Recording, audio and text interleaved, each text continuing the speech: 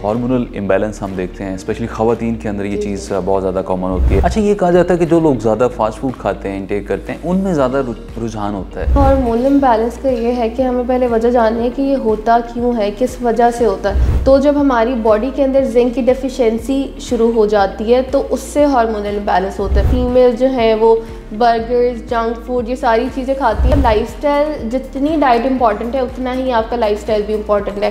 Hello, अस्सलाम वालेकुम नाज़रीन, मैं डॉक्टर अरमाडा। उम्मीद करते हैं आप सब खैरियत से होंगे। एक दफ़ा फिर से आपको QAS हेल्थ में खुशामदीद कहते हैं। आज जिस पर्सनैलिटी को, जिस मेहमान को हमने मदऊ किया है वो डाइटिशियन हैं, न्यूट्रिशनिस्ट हैं, जिनका नाम है अबीरा सलीम, और उनसे जानेंगे कि हार्मोनल इम्बैलेंस क्यों होता है, इसको किस तरह से हम मेंटेन कर सकते हैं, इसकी ख़राबी को कैसे बेहतर किया जा सकता है। तो हमारे साथ मौजूद हैं अबीरा सलीम। अस्सलाम वालेकुम, वेलकम करते हैं आपको प्रोग्राम में। Thank you so much. क्या हाल है, कैसी तबीयत आपकी? अल्हम्दुलिल्लाह, आई एम फाइन। आप कैसे हैं? अल्हम्दुलिल्लाह। मैं जानना चाह रहा हूँ कि हार्मोनल इम्बैलेंस हम देखते हैं, स्पेशली ख़वातीन के अंदर ये चीज़ बहुत ज़्यादा कॉमन होती है ड्यूरिंग आप देख लें कि पीरियड्स में और फिर PCOS में बहुत सारे मसाइल का सामना रहता है।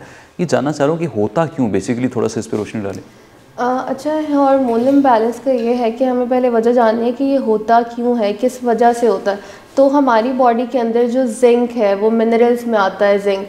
तो जब हमारी बॉडी के अंदर जिंक की डेफिशिएंसी शुरू हो जाती है तो उससे हार्मोनल इम्बैलेंस होता है, क्योंकि हमारी बॉडी के अंदर 300 एंजाइम्स जो हैं वो जिंक बनाता है, उनको काम करवाता है, उनको चलाता है, उनका फंक्शन परफॉर्म करवाता है। तो जब हमारी बॉडी में जिंक की डेफिशिएंसी स्टार्ट हो जाती है तो फिर हार्मोनल इम्बैलेंस स्टार्ट हो जाता है, क्योंकि जितना भी मेल और फीमेल सेक्सुअल जो प्रोसेस है या एंडोक्राइन सिस्टम है वो सारे का सारा जिंक चला रहा है। तो जैसे ही हमारी बॉडी के अंदर जिंक की डेफिशिएंसी होना शुरू होती है तो हम हार्मोनल इम्बैलेंस की तरफ जाते हैं।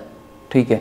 अच्छा, ये कहा जाता है कि जो लोग ज़्यादा फास्ट फूड खाते हैं, इंटेक करते हैं, उनमें ज़्यादा रुझान होता है। इसकी क्या वजह है कि क्या न्यूट्रिशनल पूरी कैपेसिटी नहीं हो पा रही होती या कमी को पूरा नहीं किया जा रहा होता? बिल्कुल ऐसे ही है। जैसे जंक फूड के अंदर आप देखें हमें 3 चीज़ें मिल रही होती है, कार्बोहाइड्रेट्स, प्रोटीन एंड फैट।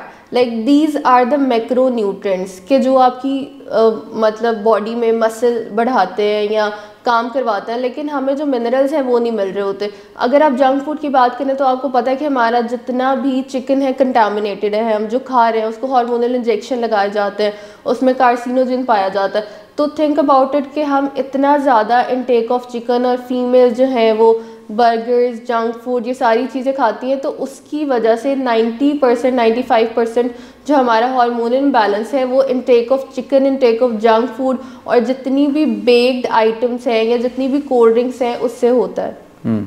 ठीक है। ये भी जानना चाह रहा हूँ कि हमारे यहाँ मतलब ज़्यादातर ये रुझान भी है कि स्लीपिंग हैबिट्स अच्छी ना होने की वजह से हार्मोनल इम्बैलेंस का भी शिकार हो जाते हैं। तो क्या समझते हैं कि स्लीपिंग हैबिट्स क्या होने चाहिए? जी, स्लीपिंग हैबिट बहुत इम्पॉर्टेंट है आपकी लाइफस्टाइल में। कोई भी डिसीज़ है अगर आप उसको प्रिवेंट करना चाहते हैं तो सिर्फ not only diet, not only supplement, not only exercise, ये सारी चीज़ें विद लाइफस्टाइल भी होना ज़रूरी है। कि अगर आपका लाइफस्टाइल ठीक नहीं है तो आपकी बॉडी के अंदर कॉम्प्लिकेशंस आती हैं। अगर हम हार्मोनल इम्बैलेंस की बात करें तो जैसे सोने का आपका टाइम है 9 से लेकर 3 बजे तक, जो आपके बॉडी के न्यू सेल्स हैं, पुराने सेल जो डेड सेल हैं वो बिखरते हैं और न्यू सेल जनरेट होते हैं उस टाइम पे। तो ऑब्वियसली एक मेल या फीमेल है अगर वो अपनी प्रॉपर स्लीप नहीं लेता, इसका मतलब है जो उसके न्यू सेल्स हैं वो दोबारा डेवलप नहीं हो रहे उस स्लीप की वजह से। प्रॉपर स्लीप होता है कि इतने आवर्स होना है, एक ये होता है कि आपने सोना कब है, क्योंकि एक टाइम फ्रेम भी है, एक कुदरत का निज़ाम है, उसको हमने फॉलो तो करना है। इस पे भी बताएं कि सोना कब है और कितने आवर्स आपने नींद पूरी करनी। ठीक है, 8 आवर्स तो है कि आपने प्रॉपर स्लीप लेनी है, 8 घंटे। और जो सोने का टाइम मैंने आपको बताया कि 9 बजे से लेकर 2 बजे तक, तहज्जुद के टाइम तक भी आप कह सकते हैं, 9 बजे से लेकर 2 बजे तक वही टाइम फ्रेम होता है जिसके अंदर आपकी बॉडी जनरेट करती है, आपका जो न्यूरोलॉजिकल सिस्टम है, आपके दिमाग को जो सिग्नल जाता है कि ये टाइम सोने का, और तब इसने सेल न्यू बनाना, जनरेट करना स्टार्ट करता है। तो 8 आवर्स स्लीप आप ले या 6 आवर्स भी ले, लेकिन द थिंग इज़ कि वो विदाउट एनी मेंटल स्ट्रेस और प्रॉपर स्लीप होनी चाहिए। Proper sleep is important, not the longer time कि आप 9 घंटे सो रहे हैं, 10 घंटे सो रहे हैं, लेकिन उसमें भी आपकी प्रॉपर स्लीप नहीं है। तो इम्पॉर्टेंट इज़ दैट कि स्लीप प्रॉपर हो और 9 से 2 बजे तक हो। अच्छा, what do you think how important is physical activities, कि वो इस हार्मोनल इम्बैलेंस को किस तरह से रेगुलेट करने में अहम किरदार अदा करती है? फिजिकल एक्टिविटीज़ कितनी होनी चाहिए दिन में, इस पे भी बताएं। ठीक है, फिज़िकल एक्टिविटी जैसे मैंने पहले बात की कि सिर्फ डाइट से अगर हम कहें या सिर्फ लाइफस्टाइल से कहें तो all the thing were like combined together, ना कि आपका लाइफस्टाइल जितनी डाइट इंपॉर्टेंट है उतना ही आपका लाइफस्टाइल भी इंपॉर्टेंट है। अगर आप इनटेक करते हैं हेल्दी डाइट और उसके साथ आप एक्सरसाइज नहीं कर रहे, आपकी फिजिकल एक्टिविटी नहीं है, तो इट मीन्स दैट कि आपने जो भी डाइट इनटेक की है वो बर्न ही नहीं होगी, वो in the form of energy convert ही नहीं होगी आपकी बॉडी में। तो एक बहुत मज़े की लाइन है कि if you can't afford exercise 1.5 hour, तो देन ये जितने भी घंटे हैं फिर आप तैयार हो जाएं वो हॉस्पिटल में गुजारने के लिए।